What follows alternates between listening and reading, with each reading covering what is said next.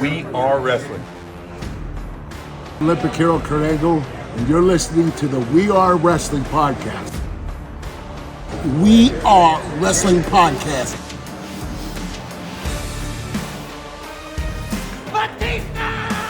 Hey everybody, Eric Bischoff here, and you are listening to We Are Wrestling Podcast. You're watching We Are Wrestling.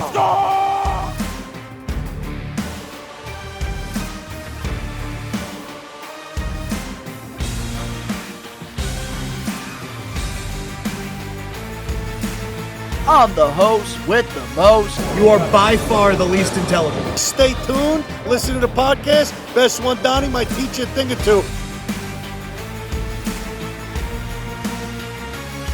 What is going on, We Are Wrestling Maniacs Worldwide? Ben here, one half of the We Are Wrestling Podcast.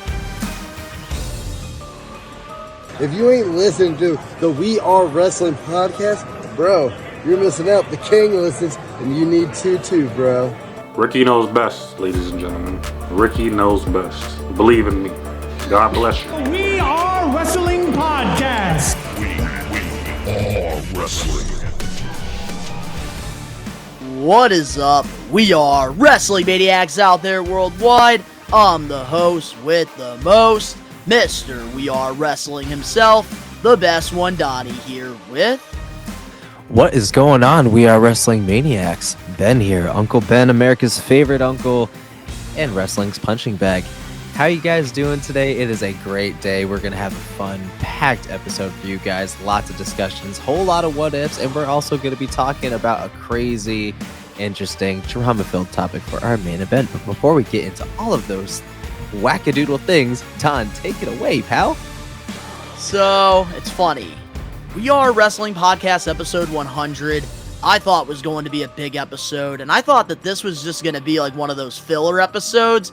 But man, we got a stacked episode for you guys. So if you're not a We Are Wrestling Maniac yet already and you're listening to the podcast, give us a 5-star review, not just any review, a best one review, and download the episode. But if you're not a We Are Wrestling Maniac yet already, over on the YouTube channel, where you can get a bunch of different types of content, reactions, live watch-alongs, predictions, and even the video version of this podcast.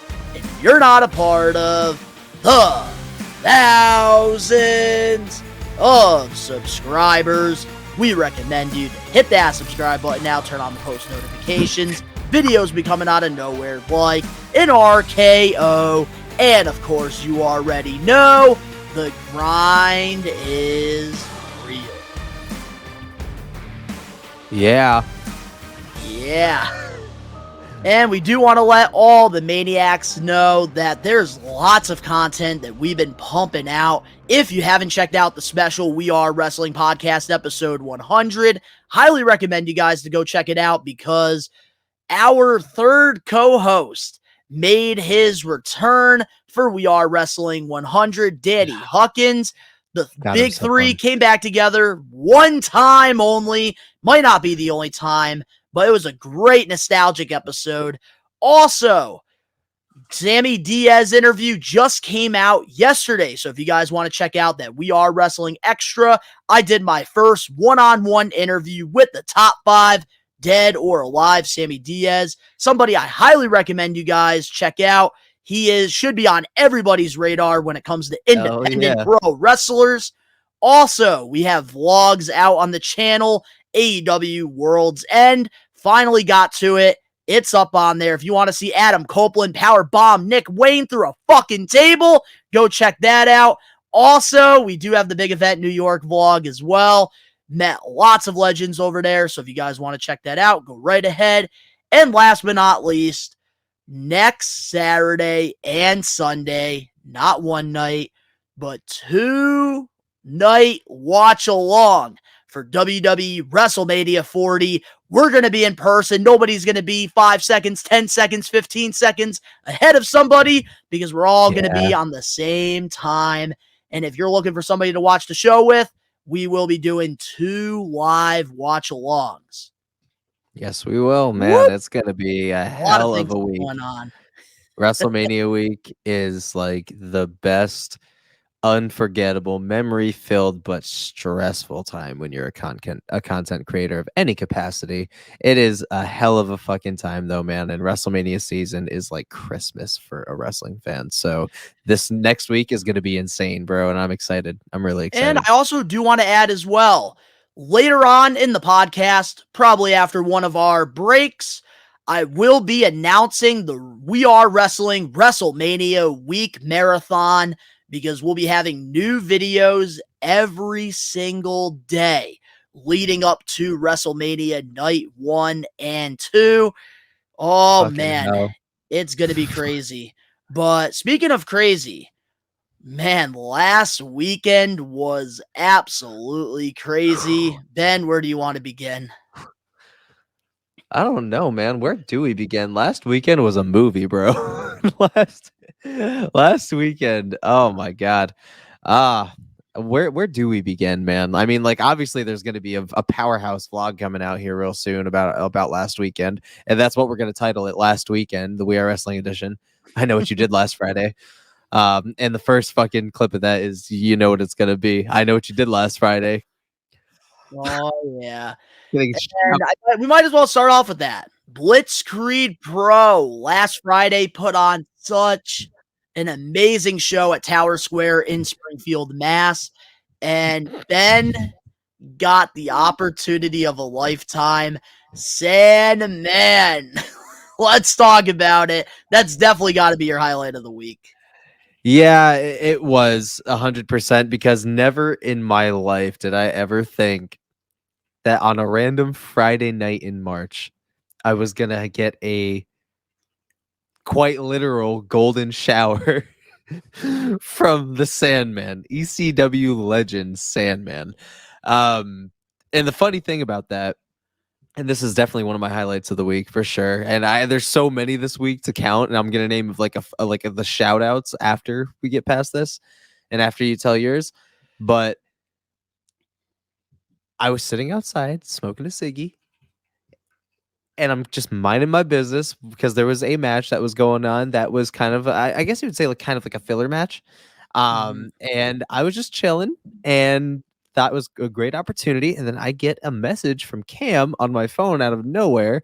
God knows how, because I barely had service in that motherfucker, if I'm being honest. That Sandman was here. I immediately threw my cig out and went right back inside without hesitation. And I am jamming Enter Sandman by Metallica as I'm walking to the ring. And I see the very end of Gabby getting showered by Sandman getting into the ring. And I'm like, oh, dude, this is fucking sweet, you know? So I got right back. I'm raging EC Dub. While you tell that story, I'll be right back. Yeah, no problem. I'm raging EC Dub like crazy. And eventually, oh, he's back, I think. He's back. So we're chanting ECW like crazy. Yep. We had to get the can out for proof. That was the one that got crushed and poured out on Gabby. And it was a good time. You know, Sandman did his old crack-a-lack-a-whack right on Kirby's head with the famous kendo stick. Battle scars and all, thing was taped up like a motherfucker, cracked right down the middle, just how it should. Gives you that mwah, presto, chef's kiss every time it gets smacked on someone.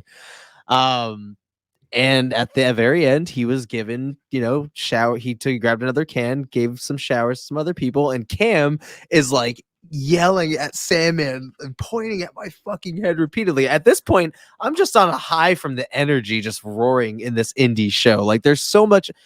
If y'all don't go to indie shows, I don't know what the hell you're doing with your life, because the energy in indie shows are second to none. And Blitzkrieg is capital when it comes to the energy of their indie shows. And Totally I'm living off this fucking high. Like I'm just engulfed in this energy that everybody else is feeling, because it feels like a party, bro. Like I am just having the time of my life, and Sandman just happens to be literally like 10 feet away from me.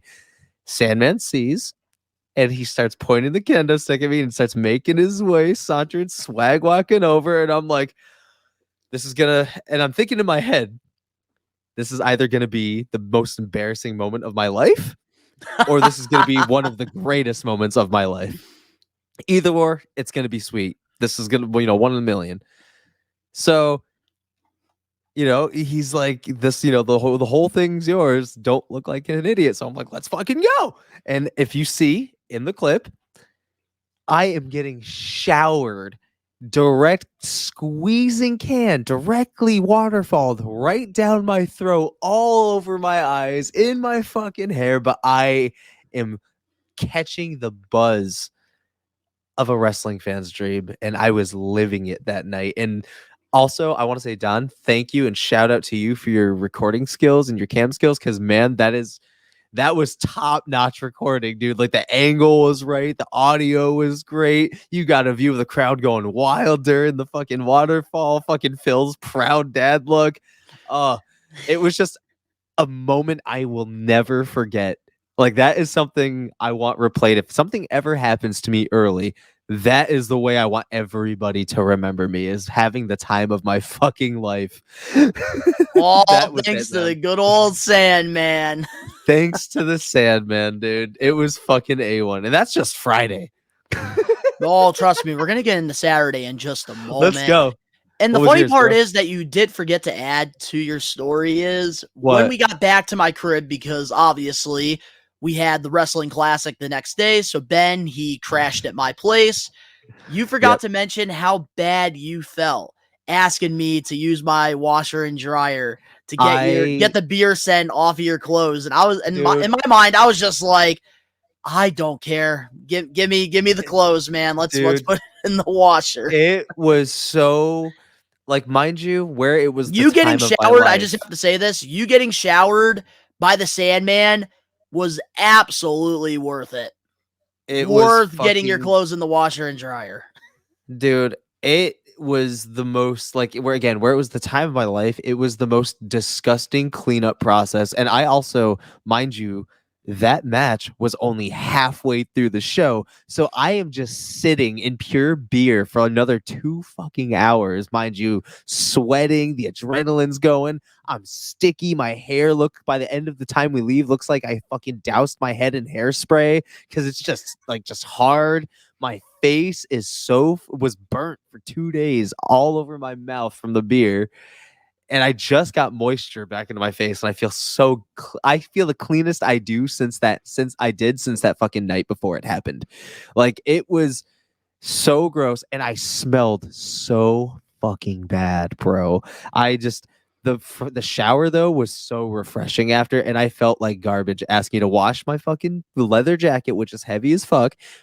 Literally everything I was wearing, I basically had to ask you to, like, hey man, do you mind washing this for me because it smells like fucking beer. Worth it. Absolutely worth it for that moment. Because especially like us as content creators, we're always looking for that moment. And I'm sorry, but like Sandman, he doesn't come around regularly. So when you get an opportunity to chug a beer by the Sandman, you take that fucking opportunity. The reason why Ricky and I during the thing, we actually got the opportunity to, but me and Ricky turned it down because obviously we don't drink. But we knew immediately we wanted to get you and our buddy Gabby a friggin' Sandman moment, and I'm so happy we were able to do that. We got money shots, man. And again, it's going to be a moment I'm going to relive for the rest of my life, brother. But man, what a show Blitzkrieg Pro put on. The crowd was just electric from start to finish, and we're going to be also sponsoring their upcoming show back at the Pierogi Hall in Enfield, Connecticut. May 10th, Friday, May 10th, front row. Oh, man, it's going to be a great show. Plus, the match that we're sponsoring, we can't announce just yet, but it's going to be a really good match. It's going to be a heavy hitter, a battle of the Goliaths, if you will. I'm telling you this right now. You're a maniac if you're listening to this podcast. You need to go watch Blitzkrieg Pro because right now, there's no other independent wrestling promotion out there, in my opinion, that has the momentum that Blitzkrieg has right now, these last couple of months. And it's only getting hotter and getting better. But I'm telling you, man, Blitzkrieg Pro, some of the greatest of greats have wrestled in Blitzkrieg Pro, including None other than the man himself, the American Nightmare, Cody Rhodes. So I'm really, really excited for the future of Blitzkrieg Pro. So if you guys are in the Western Mass area or just anywhere in the New England area, man, catch a Blitzkrieg show. 100%, man. And also catch the interview I just did with Sammy Diaz, one Top of the 5. top Blitzkrieg Pro guys right now. Oh, God, but he's great, man. Over the next day, let's get into Saturday because we had the Wrestling Classic 4. Uh. What a successful day for We Are Wrestling because, man, we had a lot of people show up to our table and a lot of people bought the limited edition We Are Wrestling trucker snapbacks and even attitude shirts. It was just a great, successful day. Met some fans, took some pictures. What a great freaking time. Also, Danny showed up too. Man, I don't even know where to begin, like, even talking about how great Saturday was, or even like minus like the very tail end of Saturday for me, especially like health wise. But regardless, Saturday again, movie, bro. That was just part 2. It was a fucking sequel of Friday, just a sober sequel, if you know what I mean. Hint, hint. It was like the Saturday was great. I mean, it was worth going to bed at 1:30 in the morning, waking up for 7 o'clock and being out the door by 7:30 to get Cam and to set up at the booth and everything. And that's always a highlight. It feels great setting up and being a part of the industry in such a more intimate way and getting to know some of our stars that we've known and loved and being able to work with them and work among them and to have the privilege to do so. So, shout out to Captain's Corner and shout out to Zombie Hideout and Bill, and Cap. We're really privileged for that. And again, time of my life, man. I don't even know where to start. I'll tell you where to start, man. For me, one of my favorite legends I got the opportunity to meet was Eric Bischoff. It was great shooting the shit with him. And he was just so because I told him about me being a podcaster and obviously right now, Eric Bischoff, he is one of the top wrestling podcasters out there right now. And for him, he actually really took the time and talked to me, asked me what the We Are Wrestling podcast is all about, wished us luck, and he even did a free shout out to us as well, which I'm sure you guys did see in the new intro. But man, it was just great shooting the shit with Eric. Also went to Devon's table because Devon has become a good buddy of ours. We see him at all the shows, all the conventions. And I actually got a ring-worn pair of glasses that Devon wore in, I believe, a match and segment with the Wyatt family. I thought that was a really cool pickup. And I got to say, too, which I know this is the person that I know want to talk about. So this is a perfect segue. Riddle was fucking awesome. And you guys all know from previous episodes of the podcast, I've had my opinions about him, sometimes positive, most of the time negative. But let me just say this. All that negative stuff I said, I will take accountability right now. And this is why you don't listen to the wrestling journalists. This is why you don't listen to the wrestling media, because what they like to do, and this is what I noticed, the more episodes we recorded the We Are Wrestling podcast is, they love to twist things around. And I feel like it happens to a lot of these big stars out here. One, Mercedes Moné, which we're not going to get into that right now. But that is, I think, a perfect example. CM Punk. It is a good example. Because during the time with AEW, everyone thought it was CM Punk's fault. Now everybody knows it's AEW's fault because his run in WWE so far has been amazing. And we're going to be getting into that pretty shortly. But I got to take accountability. And Matt Riddle, I did listen to the Chris Van Vliet podcast, and I even said that, I think, a month ago, that, I'm starting to respect Riddle a lot more, and meeting him, getting the opportunity to shoot the shit with him. I feel like once you actually get to know Matt, then you start to understand where he's coming from when these things are coming out with him. And I just think that a lot of the things that he says, it's controversial, but it's misunderstood because of it being controversial. Wrestling journalists out there like to twist things around and make him come off as the bad guy. And I will admit, I was wrong about Matt He Riddle. drank the tea, yo. What an experience it was Drank the meeting Kool-Aid. him. Such a nice, humbled guy, and honestly, can't wait to see him again in a couple weeks.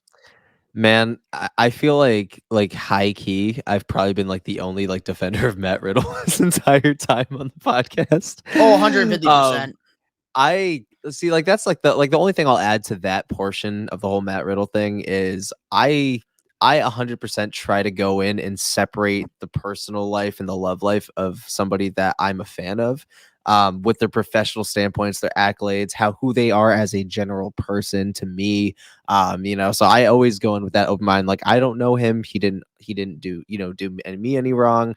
He didn't affect my life in any way. What happens there, it has to be handled between adults. I'm not a part of it. I feel like for me though, a lot of my frustrations with Riddle, it wasn't even him personally. I think it was just the way that things went down. Because in WWE, like, he had so much potential. I remember a lot of the times, World myself, champion. and Danny, we were talking about fight pit matches, him being more Oh, yeah. serious, and they never yeah. did that. So I think a lot of my frustrations with Riddle really came down to like WWE creative. 100%. But diving into Saturday in Riddle and my whole I forget what the term is escaping me. My experience with Riddle on Saturday was probably, and I'm gonna say it like flat out, other than like my childhood moment with Rey Mysterio, the whole experience as a whole, Riddle was probably my favorite and honestly the best wrestler and celebrity interaction I think I've had thus far. Like, period. I think that he's probably the most down-to-earth dude, very easy to just talk to. So easy. He radiates superstar energy, but there's a lot of humility there. He's very humble. He's not, full of himself like people think. It was very That's the thing, exactly, because that's what the media, like, I don't know what it is, the wrestling media. Like, I thought that, like, this guy had a bigger ego than fucking Hulk Hogan.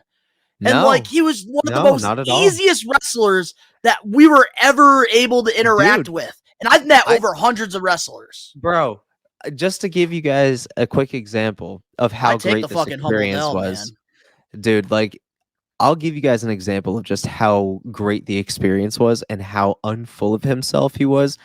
The dude literally took all, like, collectively, because I went back and forth, like, to our booth, back to talk to Matt, back to the booth, back to talk to Matt, at least 12 fucking times, to the point where I felt like if I came back again, I would be crossing a line because I was just so in tune with, like, everything going on. And he humored me, and we collectively talked for about maybe like 10, 15 minutes about anime, bro. We talked about anime for like 10, 15 minutes collectively, just all together, like in like the span of every single interaction. We talked about Jujutsu Kaisen, Attack on Titan, Tokyo Ghoul, which I'm currently busting through. And it's funny because, and this is saying something, and I'm going to put this on record right now. Ash mentioned Tokyo Ghoul and the fact that we should watch it fucking months ago, and it took me meeting Matt Riddle to find out he watches Tokyo Ghoul and said that was a great show to actually start fucking watching it. And now, since Saturday, when I started Saturday night, sick as fuck on the couch, I'm almost in season 3, my guy. I started the fucking show on Saturday. It is only, as in terms of recording this podcast, it is only fucking Thursday, and I'm in almost season 3 of a whole fucking anime because Matt Riddle said so. So, and by the way, it is fucking great. It is so fucking good. So I'm excited to catch up with Matt to ask him how far into JJK he has gotten. So I convinced single-handedly to have him watch the show. Got a sticky note on his wallet and everything that says, look out for the character. This is the name of the show. This is where you're going to find it. And it just, it felt like just talking to the boys. That's what it was, man. Just like talking to the boys. And I could go on and on about just how happy I was with the experience. And I got a Rude Dude shirt, which is the Pornhub fucking logo. Not a shirt, a hat. And it has his signature right on the brim. So I'm really, really happy about that. I love that for you. And I do too. We do got to thank Captain's Corner Zombie Hideout for giving us this incredible opportunity to be a vendor. They were the first ones to give us an opportunity. And I love the working relationship we have with them, and honestly, I Phenomenal. cannot wait for the Classic 5. I feel like when it comes to wrestling conventions, the way Captain's Corner and Zombie Hideout are doing it is just so organized and just such a kickback vibe. I feel like the wrestlers are a lot more laid back being at these conventions rather than other ones because there is obviously more fans and stuff. And especially I think because it's being in Springfield, Mass, there is a big turnout, but it's not like when I go to the big event in New York. Yeah, that's So like it's more of like a fucking- oh my laid back God. vibe. And like when it comes to meet and greets at the Wrestling Classic, I'm not worried about missing out on somebody and I don't have to rush because a lot of the wrestlers are just very laid back. And overall, they just make it such a great experience, including all They the really other do. vendors as well. Gotta give them 100. their flowers. It was just a great time. And the vlog for the Wrestling Classic 4 and Blitzkrieg Pro will be coming out hopefully after WrestleMania 40. But man, besides all this crazy hectic weekend, what was your highlight of the week? I thought we were just talking about it. Well, I'm talking about like when it comes Oh, to like wrestling on television. Oh, son of a bitch. This is gonna be another one.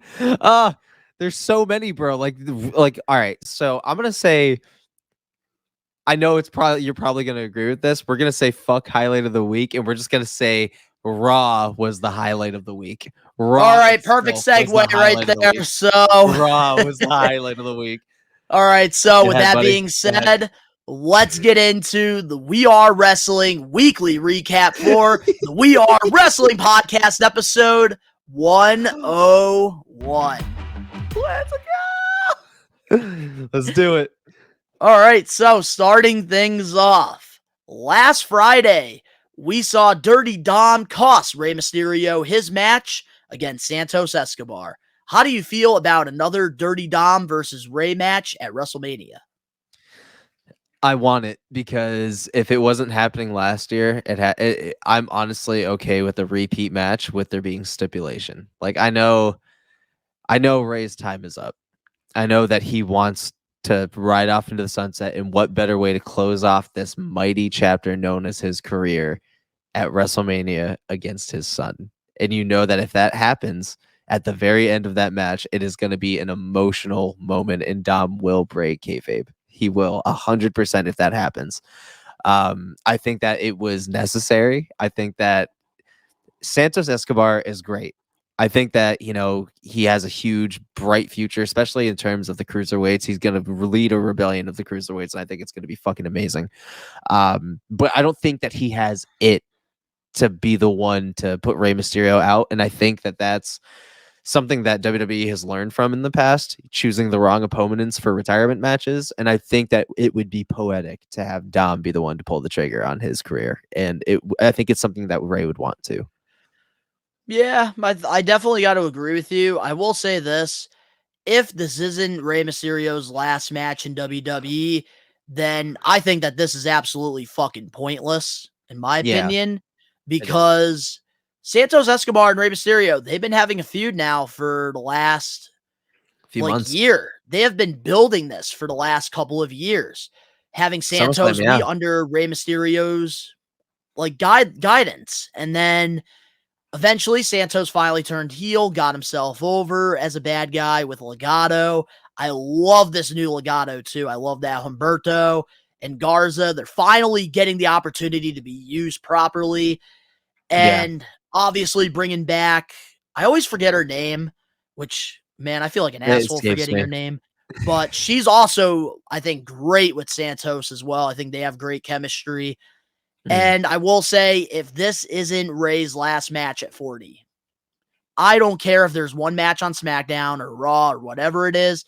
If this is not his last match against Dirty Dom, I think that this was a missed opportunity because I would have rather had the Santos Escobar versus Rey Mysterio match at Mania because I felt like that would have been a great way to establish Santos, especially him getting that big win. But if this is his last match, I totally understand why he wants it to be against his son, because it's passing the torch, and it does make sense. But I just wish that Dom had more momentum, because I felt like for the last couple of months, he hasn't done shit. Dude, last year would have been the perfect opportunity. Last year would have been it to really signify that for him. Like with Dirty Dom, like, I liked how nobody expected it to happen. But I didn't like the fact that they felt like they waited last minute. They should have set something up at the Rumble. They should have set something up leading to this a little bit more, I think. Oh, for sure. Like, a proper build is something that you want, and we're only a couple weeks away from Mania. Like, if this is Ray's last match, I'm okay with it. But Santos, man, like, if this isn't Ray's last match, such a missed opportunity. It is, because last year was, again, the time to really pull the trigger, and I feel like they could have just wiped this year out of history, because I feel like it's, again, very sporadic and kind of staticky, especially with everything going on with Carlito and Santos. I don't know. It feels like a jumbled mess when Rey Mysterio deserves so much fucking better, I feel like. And I feel like they should have, if this is his last match, that they should have built it up a little bit more properly for it to signify his retirement, if that's what's going down. Mm-hmm.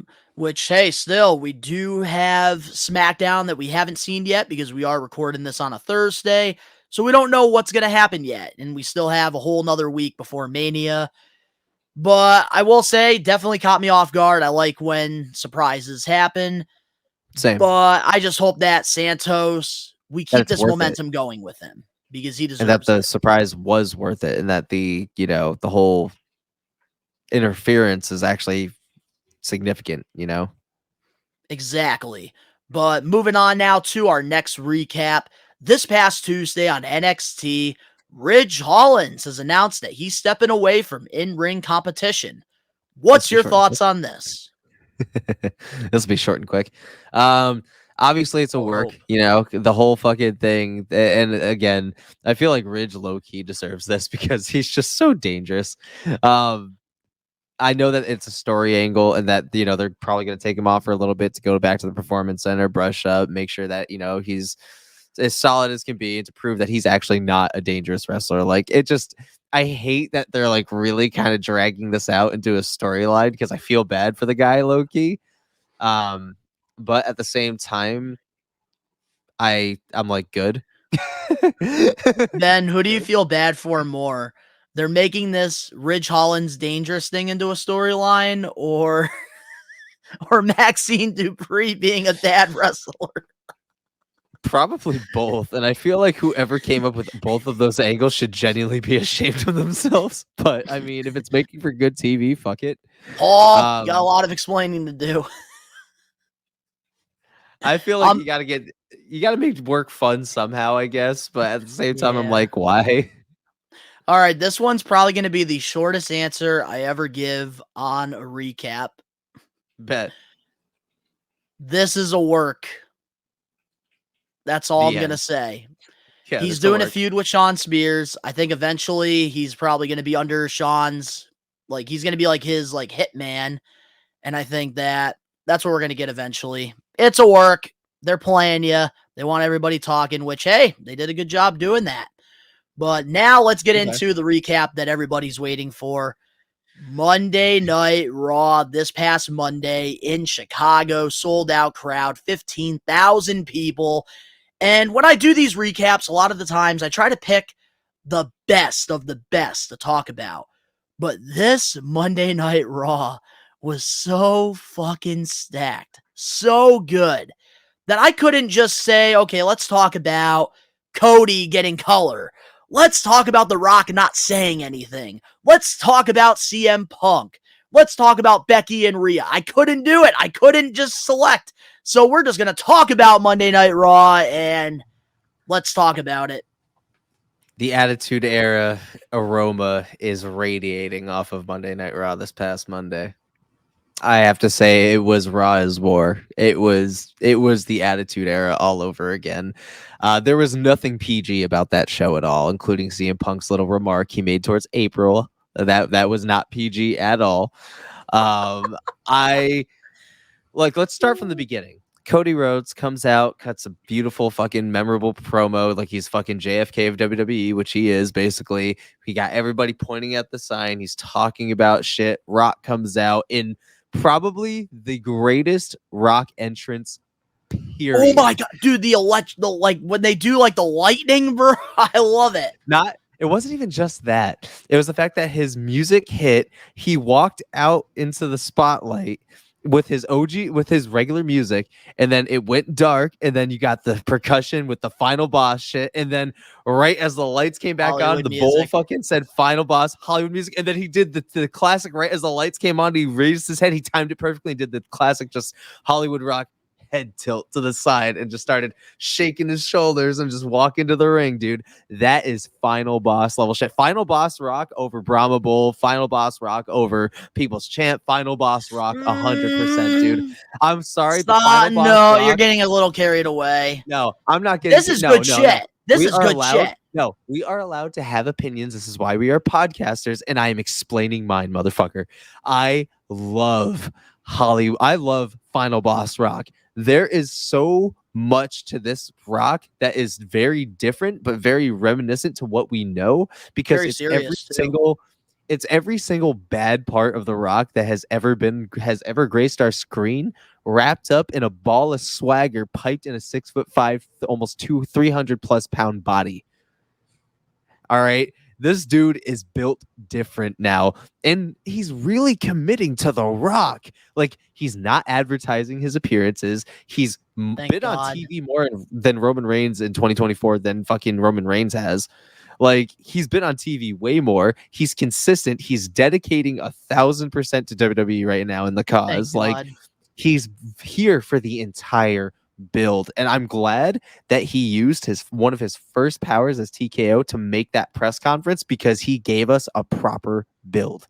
He gave us a build to remember, and that is why this final boss Rock is my favorite rendition of the Rock, period, because he is actually selling everything. His acting is on point. His promo work is on point. The heel energy is on point. The fact that he came into the ring, the only thing he says to Cody, and not even with the microphone, is, "Tonight I'm going to make you bleed," and then walks the fuck out smiling, and then keeps his promise by the end of the night. Dog, tell me 1,000% that I'm not bugging right now, that this is the greatest Rock shit we've seen in the last 20 years. I will say this is better than Ruthless Aggression Rock, but Prime Rock, I can't. I still gotta go over. I still gotta go with People's Champ Rock, and that's like obviously in like the late 90s going into the 2000s. I will always pick 2001 Rock over this Rock, but you're not wrong. This version of the Rock is fantastic. This is some of the best work he's doing. I'm not gonna argue that, but I can't say this is the best character he's done. For me, it has to be, just because I feel like for once, and this is going to sound very strange, but for once, it feels like he's not playing The Rock. Like, he's not in just one of his movies playing The Rock. Like, he's playing a different character right now. And the fact that 1,000% he's going to fool us and turn right back around to being a face at Mania, when he pulls that trigger, it will be the greatest thing I've ever seen. Even the fact that I know it is going to be the greatest thing I've ever seen, because for once, he made that shit convincing. For once, he really made that shit convincing. And that, for me, is why this version of him is my favorite, is because he genuinely has me compelled. And it's not just another Rock appearance. So now I kind of want to rewind back to Cody Rhodes, because our good buddy, Danny Huckins, he loves to send us messages. And one of the messages that really stood out to me that I need to talk about, and I might do this every week, worst take of the week. And I watched this video that our buddy Danny sent us, which, by the way, guys, if you're looking for really good wrestling content, go to Danny Huckins' YouTube channel. Great shit over there. But yeah, I was listening to Keeping It 100 with Conan and Disco Inferno and Vince Russo. And Vince Russo apparently Oh thinks God, that I know exactly with where the you're going. casual fans, Cody Rhodes is not the top babyface because he wears suits and he uses rich vocabulary words. That was the most stupidest thing I've ever heard in my fucking life. Cody Rhodes is the most over babyface star in this generation. And here's why. And this is one thing I'm surprised that Disco didn't talk about, which, by the way, I talked a lot of shit about Disco, and I can't believe I actually agree with a lot of the shit that he said in this video with the keeping it 100. Dude. AEW, Cody Rhodes was doing exactly what he's doing in WWE. So if that was the case, wouldn't AEW have all of these viewers and all of these casual fans filling up the arenas when Cody Rhodes was there? They weren't. Like, they did still have a very good turnout, but Cody Rhodes in WWE, the casuals are behind him. Like, when I went to go meet Cody Rhodes at the big event New York, I believe it was 2022. No, it was 2023 before the match with Roman. No, it was right before. It was in 2022 because it was shortly before we went to Survivor Series. No, because I met Cody. It was before his big match with Roman. I remember. Yes, you did. Because Edge faced Finn Balor, and I met. Edge. you met Edge too. Yeah, and I was and I'm still. I always get mixed up with 2022, 2023. Yep. That's you met Edge. Yep. Continue. Yep. You so met Edge. with Continue. Cody Rhodes, watching these fans meet Cody Rhodes, I saw at least 5 fans that met him at the big event New York and literally cried, saying, "Oh my God, Cody Rhodes! I fucking love him. Finish the story!" Like, bro, I literally told Danny that Cody's Cody not Rhodes. a heel. Bro, I told Danny 100% that Cody is John Cena level babyface right now. So that is the biggest fucking lie I've ever heard. And Disco brought this up. John Cena was the top babyface, and people were booing him. And guess what? Cody Rhodes right now as a babyface, nobody is booing him. They're all behind him. They I only can't booed believe, him in AEW. dude. Worst take of the week has got to go to Vince Russo, saying that Cody Rhodes is not over with the casuals because he wears suits and. Dumbest fucking take I've heard in the last at least. Here's the thing, Ben. He wonders why the only thing that he did that was relevant in his career was the Attitude Era, because WCW, he fucking got them bankrupt.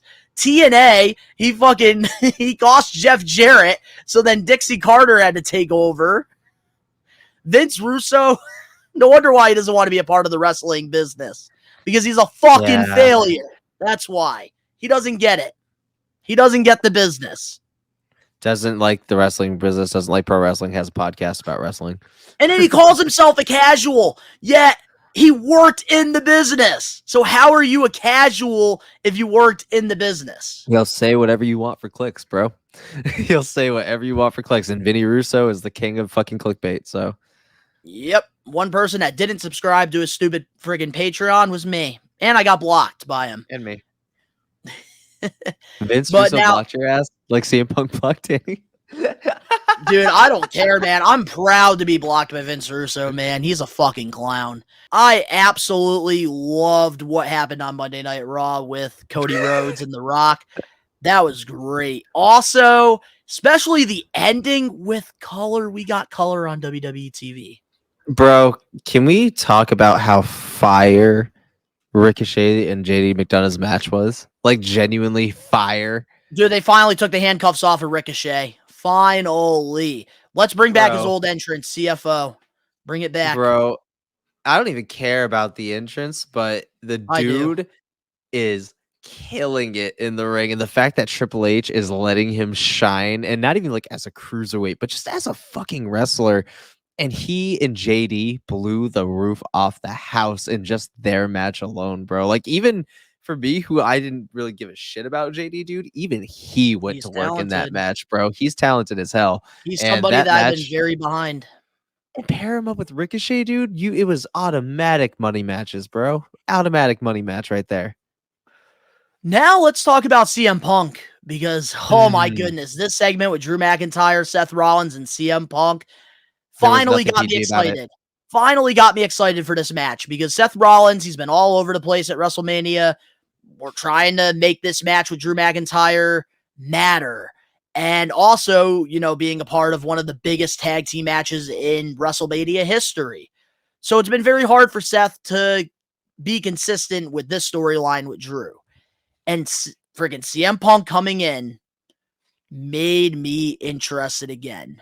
I'm not trying to discredit Drew McIntyre because he has done some of the best work right now in his career, but it does take two people to build a storyline. And I feel like Seth Rollins has just not been there because of him focusing on the other match that he's having. But dude, CM Punk got me invested in this, and I cannot wait. I can't wait either. And I have something that's going to flow in with Seth, because I'm going to talk about the segment first, but then I want to talk about Seth specifically, and I want to talk about his future, and also I want to talk about WrestleMania. Seth Rollins is not turning heel. I saw that freaking clip with Jey Uso. No, it's not happening. I have something to add to that actually convinces me otherwise, but we'll get into that when we get to it. But for this segment, there was nothing PG about it. This was TV 14, borderline crossing MA.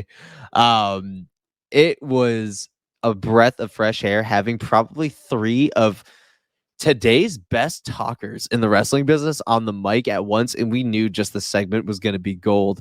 And honestly, I can't even tell you which one stood out the most.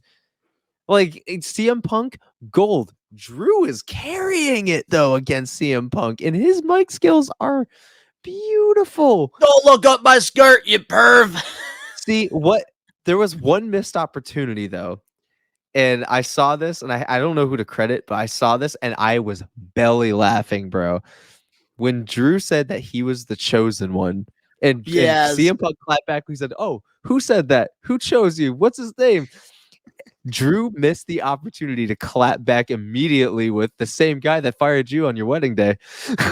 He should have fucking said it. He missed that opportunity. God, I didn't even think about that. Bro, he should have he missed that opportunity because that, it would have been fireworks. Bro, that shit would have been rumbling in that stadium had Drew clapped back immediately at Punk. Apparently backstage, when that got brought up, they were like, oh, fuck, CM Punk's got a live mic. Please don't say Vince McMahon's name.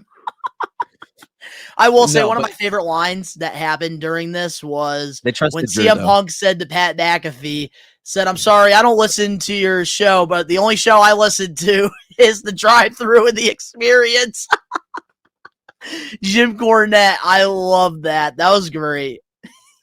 CM Punk, bro, he gets it. He gets the business. He gets it.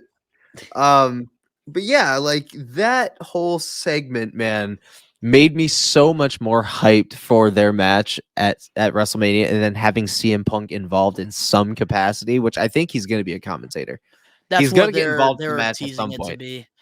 But I will say, I love the fact that they brought up the referee thing, and then CM Punk said, "I can't be an official for this match. I can't be an official. You both are dipshits," or something like that. He said. "But we both know that I can't be logically fair with these two dipshits." Yeah, that's what it was. That's what it was. That was good because he hates them both. So it's like, I don't give a fuck who wins. Like, what the fuck? I loved now it. Let's turn our attention to our boy Seth. Seth Rollins did a great job in this. Seth is doing great. He is, probably, he was really honestly the right decision to make the inaugural fucking world heavyweight champion. He really was. Like, looking back at it now, I'm happy. I'm happy with where we went. Now, where this is all fine and dandy, I'm not commenting on this segment with Seth. I'm commenting on another. Where Seth is great in this segment, you can't deny something about where Seth is going right now. He's not turning on Cody Rhodes at WrestleMania. Just hear me out. Hear me out, but just let me ride this whole fucking thing, and then after I'm done, you can comment what you want, but just hear me out. All right, bro? Okay. Here, I'm gonna fucking zip my lips. All right. Hear me out until just the end of it. Even if it sounds ridiculous, hear me out till the end of it. The floor is yours. He is going to blame Cody Rhodes for losing at WrestleMania. He is going to blame him because if you notice, he has been nothing but distracted with everything going on with the bloodline, everything going on with The Rock, and he's not focusing on his own damn fucking title match. And he's helping somebody else that he claims to hate finish their story. Why is it the past few weeks, not only has he been wearing a lot of dark shit lately, but with the whole thing, the whole segment with Jay saying, oh, something doesn't feel right, something's about to go down, X, Y, and Z. It's like he fucking knew about it. And also the look he kind of gave as Jay left. I can see him eventually not only lose, because his title is going to be, his title match isn't going to be the final match of the night. You know, it's going to be Roman and fucking Cody. It's going to be the final match of night 2, because that's happening on night 2. Both world title matches are happening on night 2. Say Seth loses. You got the bloodline, which consists of Jimmy and also consists of Solo Sikoa and The Rock. You have those 3. On Cody's side, you have Seth and you have Jey Uso. They are heavily fucking outnumbered. What if Seth finally fucking turns and everybody's ganging up?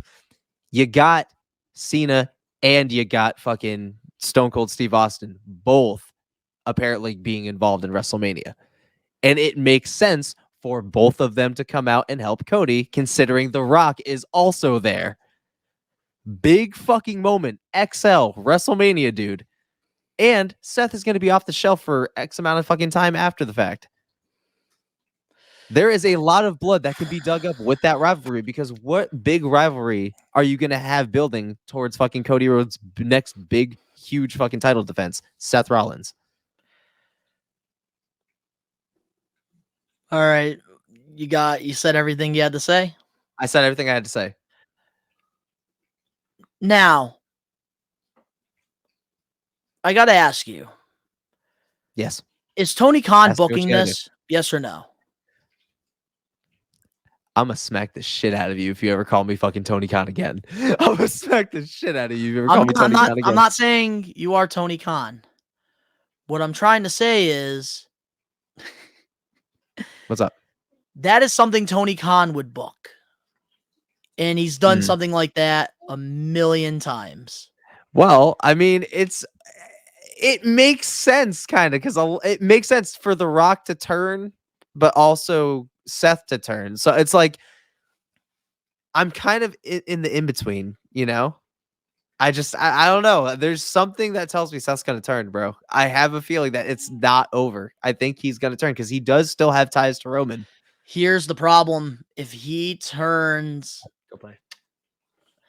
Now, if he turns on Cody night 2, Roman Reigns has retained that championship. That's what I'm looking at it like. There's no way in hell Seth Rollins turns on Cody and the payoff is Cody still finds a way to win this match. Dude, you really think that whole match is not going to be riddled with any kind of interference? You're bugging. No, I know there's going to be interference, but Seth Rollins turning heel, if he turns heel, Roman retains, I think. And that's why it's hard for me to believe that it's actually going to happen. It doesn't have to be that way. And you know for a fact that there is something else to this. Now, Seth Rollins turns on Cody when he wins the match. On Roman. That makes sense. When he wins the match, but not during the match. I think he's going to turn on Cody and Rock's going to turn on Roman and Cody's going to prevail. I think he's going to prevail in some way, shape, or form. There is going to be something huge happening during that match, and it's going to have to do with the interference. Can I just say, why the fuck is Dustin Rhodes in AEW? He'd be perfect right now with Cody. Bro, apparently he might actually be free for Mania because his contract is up.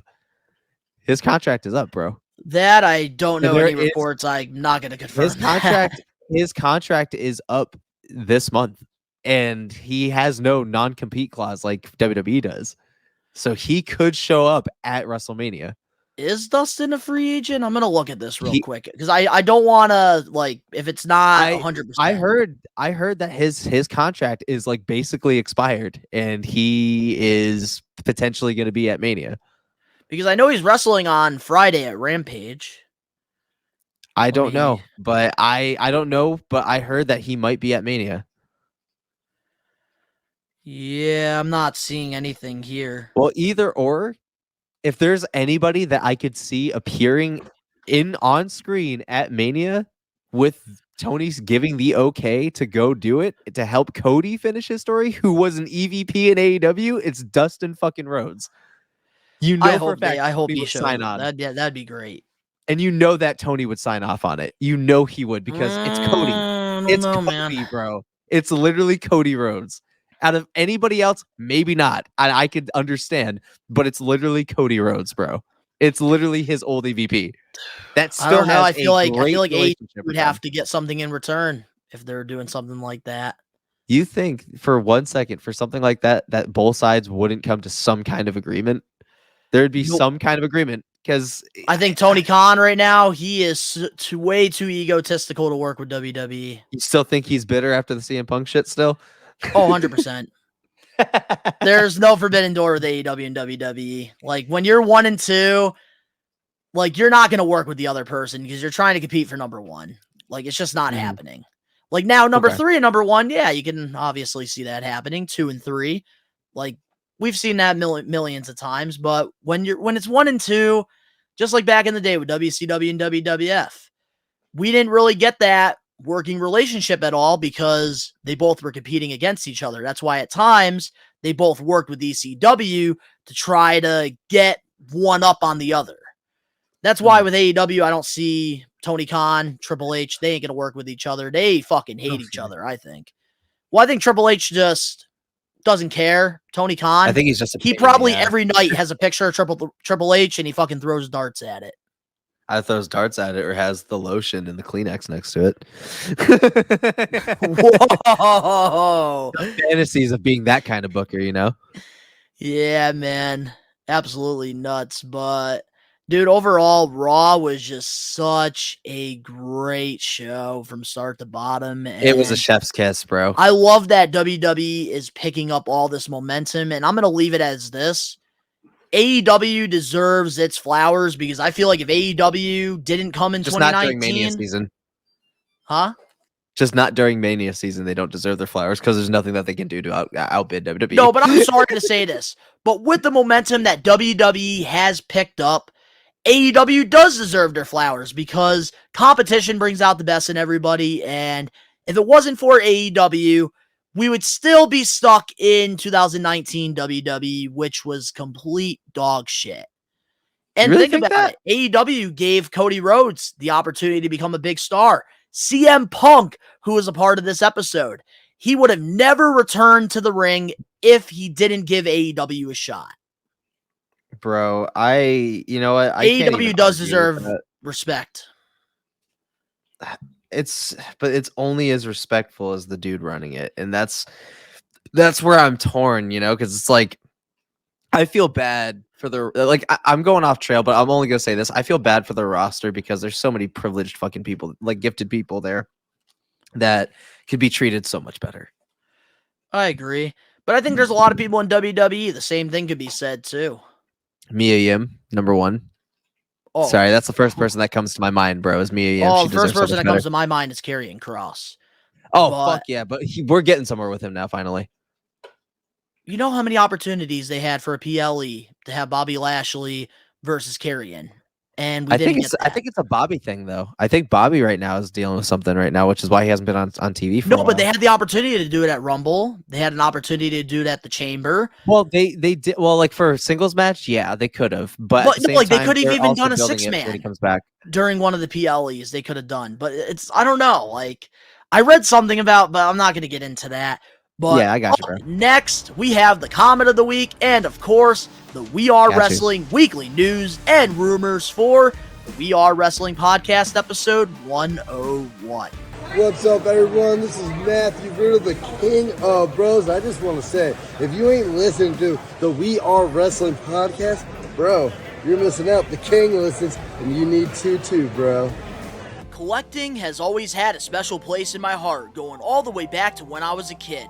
I remember my parents taking me to Toys R Us and waking up on Christmas morning to a bunch of new action figures. I had bins filled with thousands of rare WWE, WCW, ECW, and TNA figures through the years until, unfortunately, I ended up selling my whole childhood without knowing the true value of my collection. 2 years after I made that horrible decision, the pandemic hit, and I realized there was a part of me that felt missing, and that was collecting. My whole life, I have loved collecting wrestling figures, wrestling memorabilia, classic video games, Nickelodeon stuff, sneakers, Funko Pops, and even Angry Birds. As time went by, I decided I wanted to get back into collecting, except this time, document it and rebuild my collection over on Best One Donnie. So, if you want to go back into time and relive my nostalgic memories, subscribe now. We're back, and this upcoming week is WrestleMania week, and we are wrestling. Every year we do a marathon where we give you guys WrestleMania-based videos for the week of Mania, and we're going to let you know what you can expect on We Are Wrestling WrestleMania Marathon Week. On Monday, I will be doing a ranking tier list video, ranking every Shawn Michaels WrestleMania match. I am going down that rabbit hole right now, rewatching every Shawn Michaels WrestleMania match, including that hour Iron Man match. So I'll be doing a whole ranking on Monday. Tuesday, we have the WrestleMania 40 predictions. Oh man, Ben and I, we are going to be predicting the card from start to finish, both nights in one video. Then on Wednesday, there will be a new episode of Old School versus New School with Old School Phil, and we are going to be talking about 40 years of WrestleMania, going all the way back to WrestleMania 1 and talking about the evolution from 1 to 40. It's going to be a great conversation. And then on Thursday, we will be doing the Bray Wyatt documentary review, because obviously it comes out on April 1st. So Ben and I, we have an extra coming out where we're going to review Bray Wyatt's documentary. And then on Friday, the We Are Wrestling Podcast episode 102, which I'm sure will be WrestleMania based, and some news as well we'll probably talk about. And then on Saturday and Sunday, we have the WrestleMania 40 Night 1 and Night 2 live watch along, which if you guys are looking for somebody to watch the PLE with, will be live both nights over on the We Are Wrestling YouTube channel, back to back.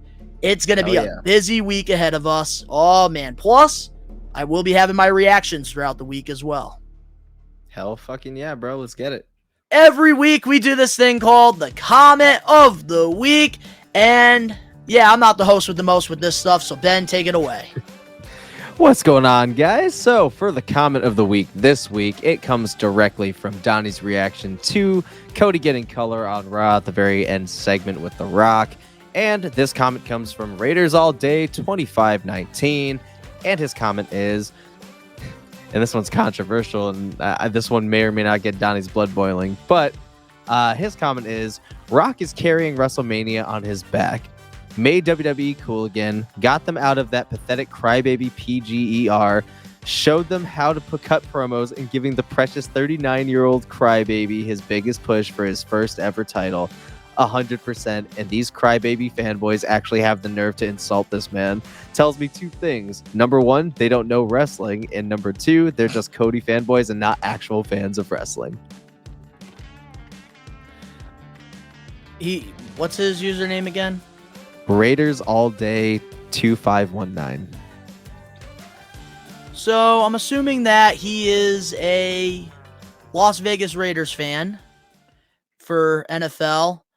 And that should explain everything. The Raiders, that says everything we need to know. They fucking suck.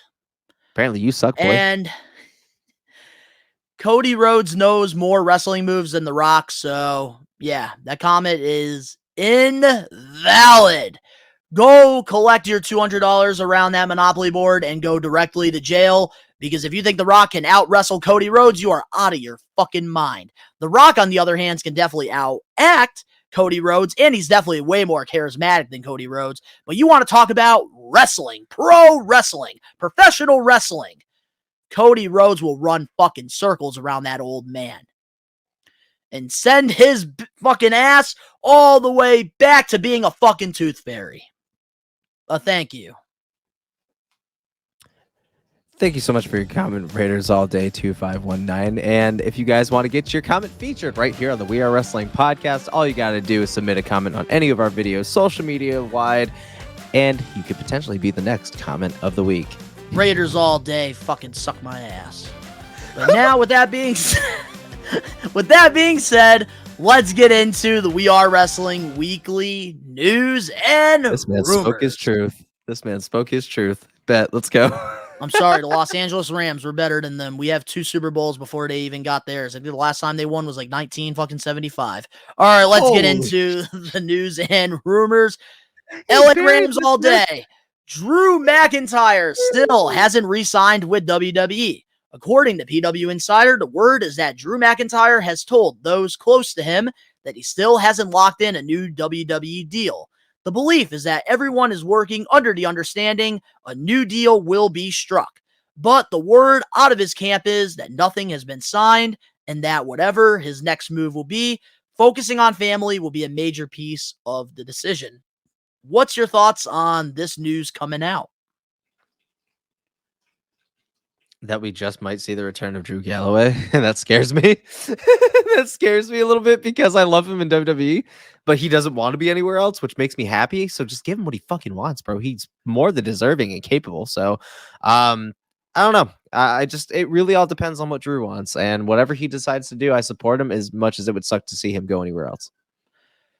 If I'm TKO, if I'm WWE, Nick Khan, Triple H, you need to be at this man's front door with a contract And a pile of cash. give him the fucking bag, because this road to WrestleMania, Drew McIntyre is on a whole nother level, I think. And if there's anybody that deserves the bag, it is definitely Drew McIntyre. He's doing some of the best work in his career, and I don't see him losing to Seth Rollins at WrestleMania. It's his time. And I really hope that he has signed a new deal. I hope that this news coming out is kayfabe, because obviously Triple H is a fan just like us, and he knows that a lot of these reporters, they're going to be reporting a lot of stuff when it comes to free agency and things.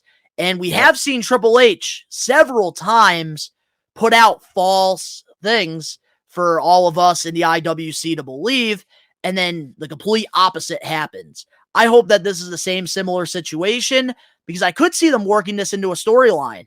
Drew McIntyre is the world champion, like pretty much like has his last match or last day under his contract, maybe at one of the upcoming PLEs, and he could pull CM Punk. Like CM Punk did back in 2011 in Chicago at Money in the Bank.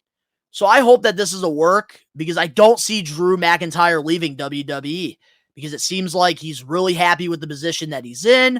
Plus, when CM Punk comes back, we already know we're getting that program with Punk and McIntyre. And I feel like if he didn't, he had to have signed a new deal, because they wouldn't be teasing this for this long if he didn't. And he keeps talking about when he comes back, X, Y, and Z. So Drew's obviously going to be there waiting.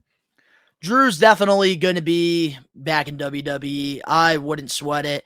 But if I'm AEW, though, and this is actually true, I would be giving this man the bag, because right now he's got a lot of momentum, and he could be one of those Scott Hall, Kevin Nash turns, because obviously with WCW during that time, Razor Ramon and Diesel, they were two of WWF's top guys.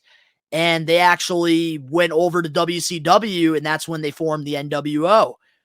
So hopefully WWE, they can secure the bag here at McIntyre, because if this was a year ago, I would have said maybe it's time to let him go.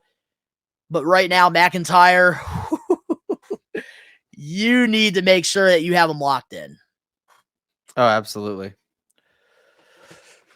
But moving on now to our next weekly news and rumors. Chris Sabin and Alex Shelley are officially free agents as of April 1st, 2024.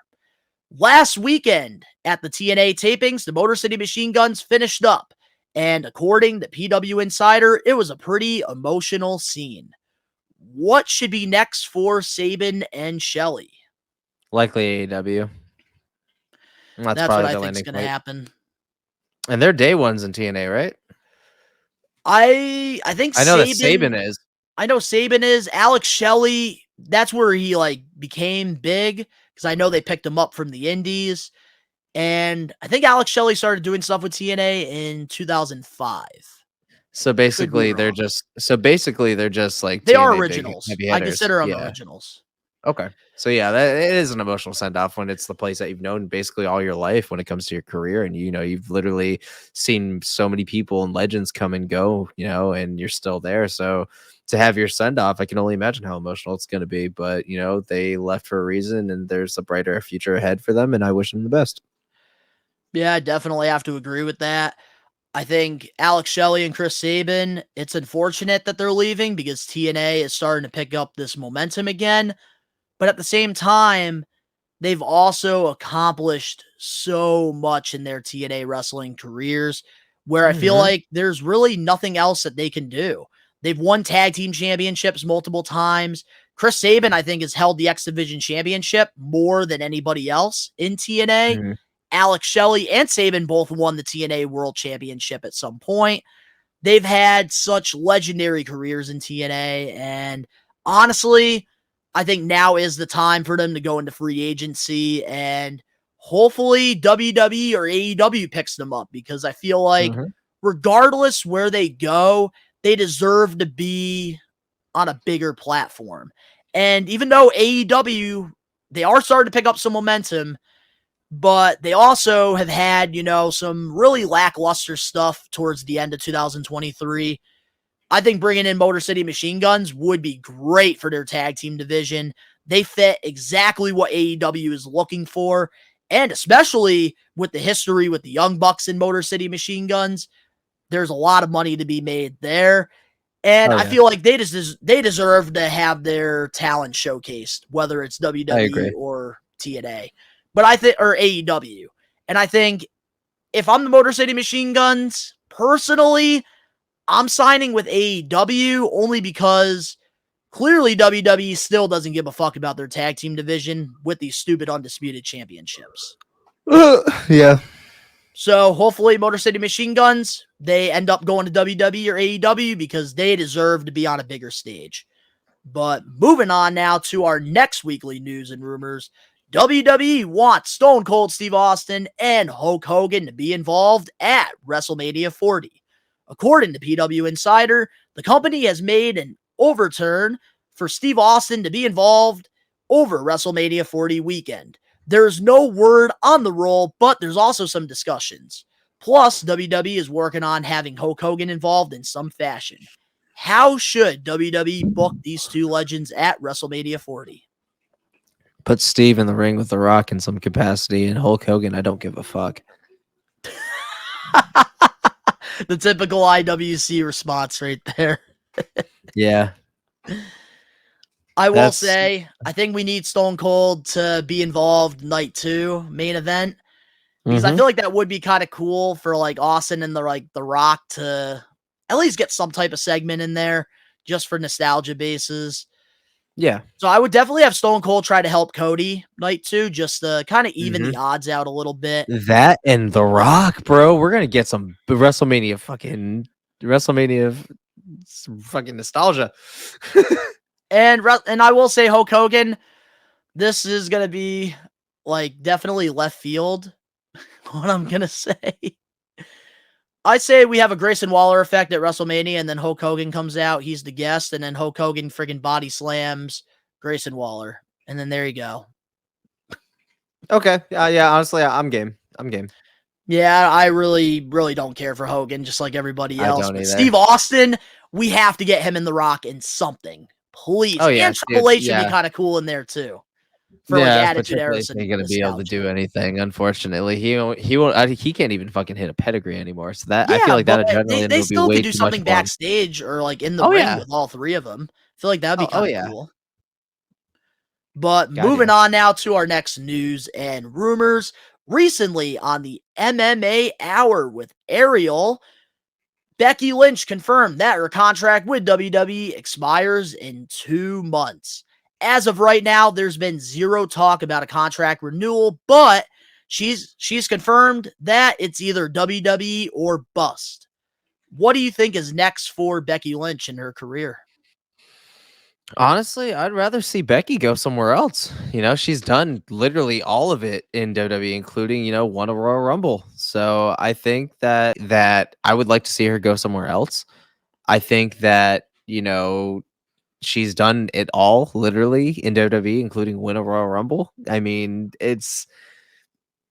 we're at a point now where she could go somewhere else and do other things if she really wanted to, but I also know that she also has interest in acting too, if I'm not mistaken. Yeah, So it's like, and she already said when it comes to professional wrestling, it's basically WWE or she's gonna step away from the ring. So she has no interest at all in going to AEW or any other promotion. and that's Even fine. though during the interview with Ariel, though, she did say a while back that she actually did want to go to TNA when it first was around because they were treating Mhm. their women a lot better than WWE. But that was, before she started getting treated better. And now it's Yeah, radio no, static. But that was like towards the beginning of her career, which was like ruthless aggression. yeah. But no, Becky, she's done it all. So if she wanted to just take time off, even if it was like a few years and just, be a mom, write more books, star in a couple more things, just kind of explore the world outside of wrestling, which has taken up more than half her life, and she can really kind of branch off and do other things. And I would love that for her. But if she wants WWE, excuse me, Bless if she you. wants this, fuck, Bless excuse you me. again. Whew. Thank you.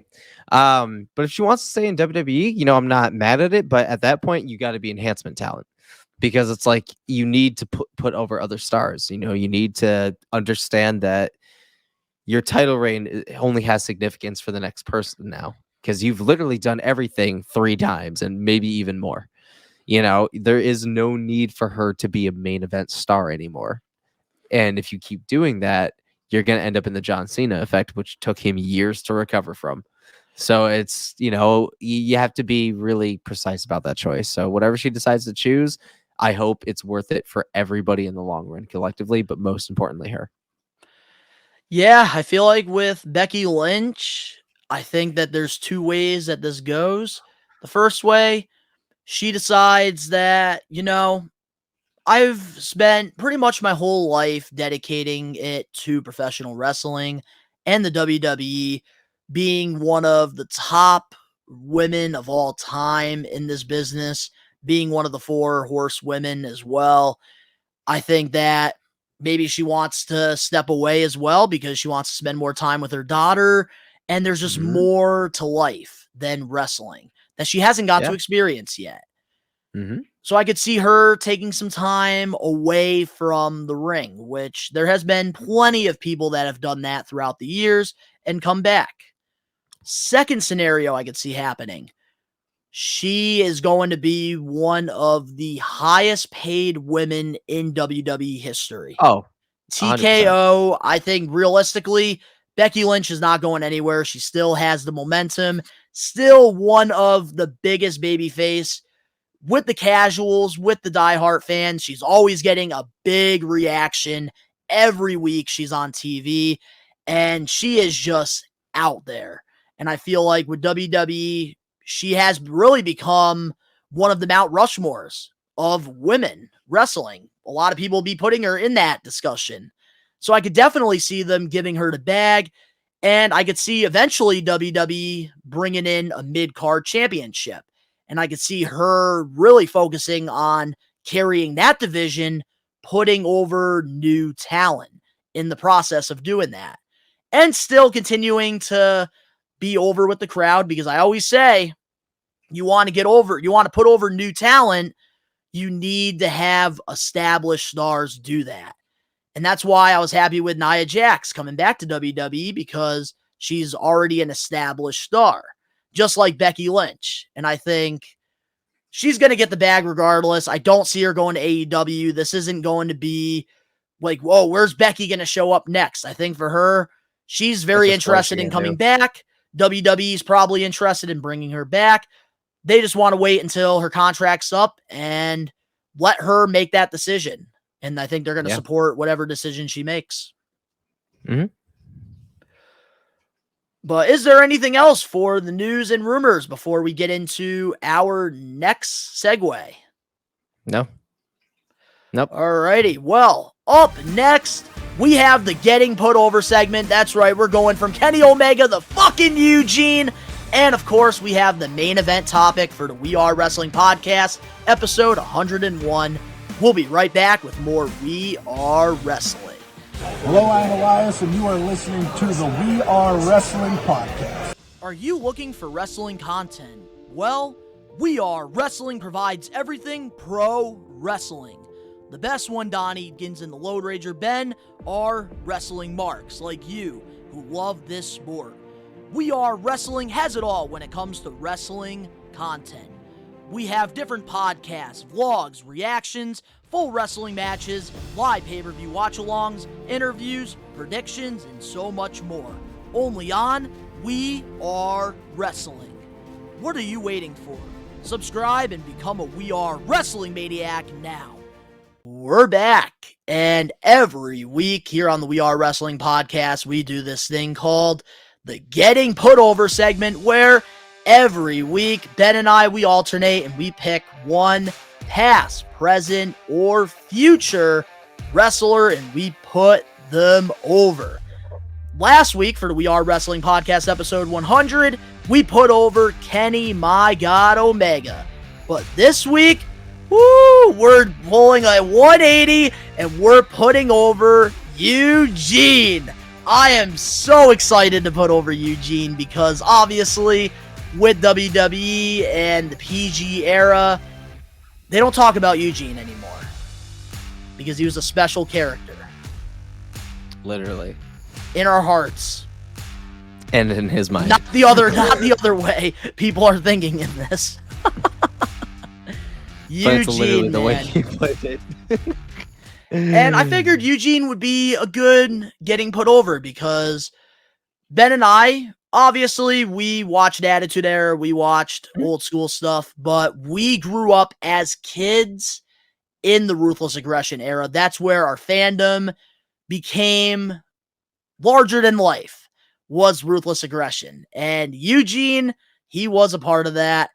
And I feel like a lot of the special characters during that time don't really get talked about a lot. Like the Rene Duprees, the Paul Londons, and obviously Eugene, because that's why I wanted to put him over, because nobody be talking about him, and I hate that. Bet. And the first thing I do want to talk about before I do go over the accolades was my meet and greet experience with Eugene back in 2015 at a big time wrestling show when I met the Nature Boy. And Eugene gave me the honor to wear his special jacket. And he made sure to tell me that this is a special jacket, so be careful. He put the jacket on me. We took a picture. And then as I was trying to take the jacket off, Eugene was like, be careful with that. Hell yeah. It was honestly, Eugene, it was awesome. I love when wrestlers can stay in character. But then, from your memories of Eugene, let's talk about it. I want to know your history with Eugene. I knew at a very young age that it was offensive. Like I knew that I wasn't supposed to pretend to do what Eugene does. I wasn't very, sure what kayfabe was at the time, so I was very sympathetic a lot of the time. And I think at one point I almost cried because they were just being so mean to him when they got him to like cry leaving the ring, and then Hulk Hogan came out. It was Hulk Hogan and The Rock. Are you talking about the feud with him and Triple H? with Eugene? No, I think it may have been somebody else, but Because fucking Triple he H left was the an ring asshole. crying. But he left the ring crying up the ramp, and I think either The Rock or fucking Hulk Hogan came out at that point. But either or, it was phenomenal, and I was ready to cry myself. I remember his obsession with Hulk Hogan 100%, which I completely identified with at the time. Things have changed since then drastically.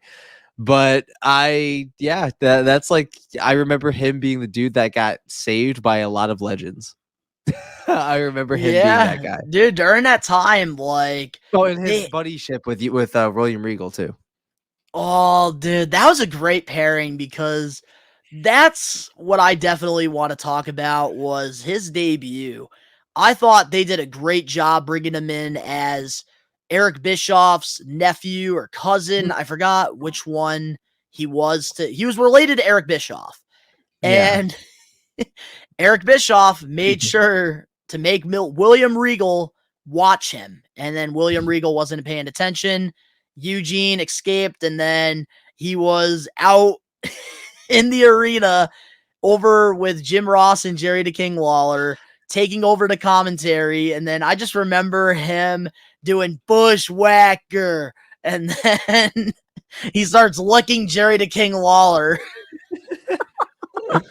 And then that's when, like, Eric Bischoff backstage is just yelling. He's like, "Go get Eugene! Get him back here!" Oh, man, it was great. And, like, I just love the way they brought him in because during that time, they had so many talented wrestlers. I thought they had great characters as well with great wrestlers. And I think Eugene, during that time, was the perfect comedy character during that time because obviously they started to really market off the legends like Hulk Hogan and The Rock. Yep. During this time, Big Roddy time. Piper. They even brought in Slaughter. Road Warrior Animal and Tatanka during this time. So I thought it was a great way to have Eugene, who his character was really a super fan of WWE, work with these legends. I thought that was just great. And then especially Evolution in him, I really did like that storyline a lot because it led to a big match. I think it was at SummerSlam 2004 with Triple H and Eugene. And then obviously we got the hair match with Eric Bischoff and Eugene because Bischoff wanted Eugene to cut his hair, but he wasn't having it. So then we got Eric Bischoff with his gray hair after that. And the only accolade that I found here with Eugene, here it is. Such a legend in this business. He is a one-time WWE World Tag Team Champion with William Regal. And a lot of people also forget how talented the guy behind Eugene is because he did spend a lot of time in OVW. The guy behind Eugene, Nick Dinsmore, he was very talented, and he was during the time with John Cena, Randy Orton, Brock Lesnar, Batista. He was in OVW, and he actually was a 10-time world champion over there. Wow. Yeah. And he was a very talented guy, but they just didn't really have anything for him creatively, and that's when he became Eugene. And I feel like that's a reason why I want to put him over, because I feel like a lot of talent, some people that are way too talented for this business, they always have to end up doing less in their career and just filling in a comedy role, because one person that's current is Danhausen. And he, from what I heard before the Danhausen character, he was a great professional wrestler, putting on classics in front of like 10 people. And he just really wasn't getting over. And he was out there really giving some of the, like, he's a great worker, but he just wasn't getting over. And then that's when he came up with Danhausen, and now he's just a larger than life character. And I think that's the same thing that Nicholas here had to do with Eugene, which I find very fascinating. Yeah. But also too, man, with Eugene, a lot of the things that really stand out to me during his run, because it was short. which is why this getting put over is pretty short. Like, his run, it's the segments. The segments for Eugene, I think, is what made him such a great character that a lot of fans loved during that time. And I think some of the best work that Eugene did was easily had to be with Eric Bischoff because of the whole related thing. I know Eric Bischoff was trying. I remember this time this was a great way to plug Diva Search. Eric Bischoff paid one of the Diva Search girls to try to take Eugene on a date, and Eugene didn't want that. So, yeah, she was very pissed off about that. I thought that was a funny segment. I forgot we were even putting him over. Like, that's where I'm at with Eugene. I forgot entirely. But I will say this, Uncle Ben. I don't blame you for this one because I really threw like a wrench at you last week. We went from Kenny Omega to fucking Eugene. That's what I'm saying. That's why I'm like, bro, I forgot entirely that he even existed till you said Eugene last week. Oh, dude, God, Eugene, he was special. He was special. And honestly, like, one of my highlights for Eugene, and I'll end it at this. Well, it always goes back to Christmas 2004. Okay. Eugene's very first wrestling figure. That whole line, that's the very first time I got Rene Dupree. I got like a basic of Thugonomics, John Cena, and I got Eugene during that time. And I remember being so happy opening that figure up. And I think I related to Eugene during that time because I was in special education, and like, I have a learning disability. So like, I kind of related to Eugene low key. So like, Eugene was my fucking guy, and that's why I wanted to put him over. Got you. I wanted to put him over. Eugene is my dog, and I would love for Eugene to. I would love for Eugene to come back at some point. Some capacity, yeah. Some capacity. But this week I picked Eugene, and I do have the next one in my pocket if you want to know. If you want to know who we're putting over next week, we're gonna bring it back up a little bit. All right, who are we putting over next week? So next week we are going to be putting over the current AEW World Champion Samoa Joe. Ooh, okay, I like that one. Yep. All right, so next week during Mania weekend, we are putting over Samoa Joe. I actually really like that a lot. All right. Different but relevant. Different but relevant, but he'll never be as special as Eugene. So, with that being said, let's get into the main event topic for the We Are Wrestling podcast, episode 101. And I feel like we really haven't talked about her in a while. I don't even think we ever talked about her. Because I think when it comes to wrestling news, anytime she had a headliner, I think we always ignored it. And that is Ronda Rousey.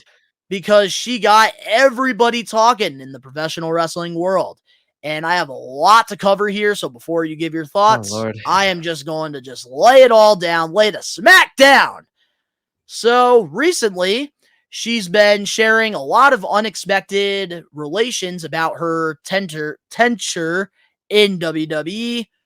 During an interview with Cage Side C, Rousey revealed that she had a long sit-down with Triple H and said, "I can't be associated with mediocrity."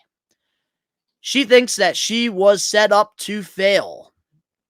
And also, Rousey talked about her WWE experience, providing insight into her tenure with the company. Notably, she directed strong language towards Bruce Pritchard and John Laurinaitis, expressing her frustrations by telling them to go fuck themselves. Ronda Rousey even alleged that WWE discriminated against women.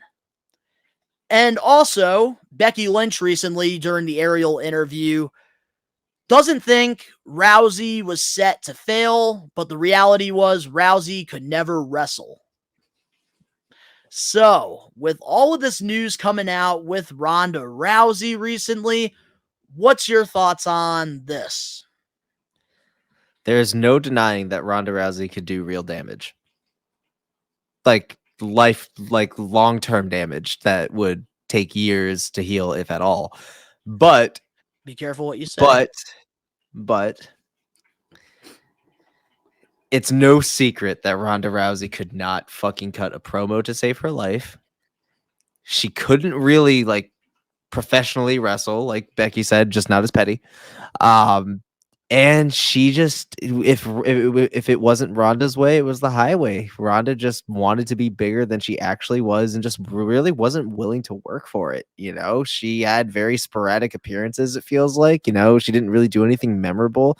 Yeah, she won the world title a couple times, but there was nothing memorable about it. She lost it to fucking Liv Morgan. Yeah, I knew it was planned, but she lost to fucking Liv Morgan on her last fucking world title. That should say it all. She just did not have it in WWE, and usually that's okay. And if you have these personal feelings, that needs to be taken up with HR and the people at Power. But you're allowed to voice your frustrations. But I feel like some of those frustrations are very misplaced. I think Eric Bischoff, our buddy, said it best. Bitter. She's bitter about her last run in WWE. Because my opinion, I thought her first run in WWE was fantastic. I thought it was okay. I'm not gonna lie. I thought the WrestleMania 35 main event, that triple threat match, was great. I thought the build-up was good. Yeah, and I think Ronda Rousey, she was taken serious, like she should be taken. And I think after that, when she came back the second time, just really wasn't anything special about it. She also can't be. It seems like there's a lot of pressure. I feel like there's just a lot of disagreements between her and creative. Obviously, she hates the way Vince McMahon booked things and Bruce and John. Triple H wasn't running it around that time, so we also do have to consider that, because even in these interviews, she did praise Triple H as well for the way that he books women wrestlers. A lot different than the other three, but I think that just her second run, it was just very lackluster. They really had no plans for her, and then eventually they threw in her tag team with Shayna, because at that time she was just ready to leave. And she said, the only way I'll stay is if I'm teaming up with Shayna. So that's what she did. And the rest was history. So I think another one of her downfalls was the fact that she can't take the pressure of being a heel, but she's also not a good face. She wants to be praised. She wants to be loved. She wants all these things and be that, victorious knight in shining armor that leads the charge. But the thing is, you don't connect on a face level. You haven't had nearly any of the years of experience that any of these women, including the ones that aren't being used, have had in the miles that they've logged. And you have none of that. And you expect to be this thing, but then you kind of get into this groove where you're heel, where it's working, but you can't take the pressure of being hated in kayfabe. That's what your issue is. You're trying to be larger than life than you actually are. And like I said, personal things, the sexism, booking women improperly, you can have that, 100%. The people that are running it, you girl, preach it to the choir and let everybody else in the back hear it. But in terms of, your run, that was kind of on you. You are a lot of that show. You run the shit. Once you're out there, it's all you and how you execute it and how you try to connect with the crowd. If you can't do it, that's on you. That's not on the people in the back. Yeah, and I think with Ronda Rousey, you're right about that. And I feel like with her last run in WWE, it was just very lackluster, because I think because here's what happened. When she first came to WWE, buzz around the world. Everybody was super excited about it. I was hyped. And then we got that big match at WrestleMania 35. And then after that, she took a break. And during that break, she really talked a lot of shit about that locker room. And she really just had a bigger ego than she should have had. In MMA, by all means, she has that right to have an ego, because she really put women's mixed martial arts on the map. I think if there's a place for her to have an ego, it is in that octagon. But when it comes to that squared circle, she has no fucking right to bury no these fucking women. right. And then she tries to tell people before she comes back during her second run that, oh, freaking, I'm just staying in character. Bullshit. Everybody can see through the bullshit. Even during that Survivor Series in Boston, her versus Shotzi, I literally left my seat and I went and I grabbed myself some pizza. And when I got back, I was sitting there the dying. match was over. And it wasn't because of Shotzi. I was just sick and tired of Ronda's run because during the second run, you could tell it was about the money. She really doesn't care about the business, this and that. And she got exposed. I think that her wrestling ability got exposed. Everything during the second run got exposed. I think her highlight was that very first run when she did that mixed tag match against Stephanie and Triple H. And obviously, the next Mania there, WrestleMania 35. That was it. That's all Ronda was great for. And winning the Rumble, too, that year. But besides that, bullshit. No, but during that time, it made sense. It did, but it was bullshit. Yeah, no, it was bullshit. But I don't know, man. I just think with Ronda Rousey, dude. Yeah. She had, hey, by all means, you have that right to express your frustrations. I'm never against freedom of speech. But I just think Becky said it best. She was not set up to fail. Just couldn't wrestle. She couldn't wrestle. And she got exposed during that time. But is there anything else, Ben, before we close off this week's episode? No, we did it, Ben. Yes, we did. So to all the We Are Wrestling Maniacs out there that are listening, that are watching, let us know in the comment section below your thoughts on all the topics that we covered this week. If you enjoyed the We Are Wrestling Podcast episode 101, make sure to smash that like button now. If you're not a We Are Wrestling Maniac yet already and you're listening to this episode, give us a 5-star review, not just any review, a best one review, and download the episode. Really helps us grow. And if you're not a We Are Wrestling Maniac yet already over on the YouTube channel, we got lots of awesome content that is out right now, including WrestleMania Marathon Week, where from Monday to Friday, we'll be having all new videos and podcasts coming out, including Saturday and Sunday, next Saturday and Sunday, live watch-alongs back-to-back for WrestleMania 40. Recommend you guys to hit that subscribe button now, turn on the post notifications, because the grind is fucking real. Links down in the description below. You can go follow Ben and I over on our social medias and other YouTube pages. All that down below. And of course, to all the We Are Wrestling Maniacs out there worldwide, we are taking over. Peace. Peace.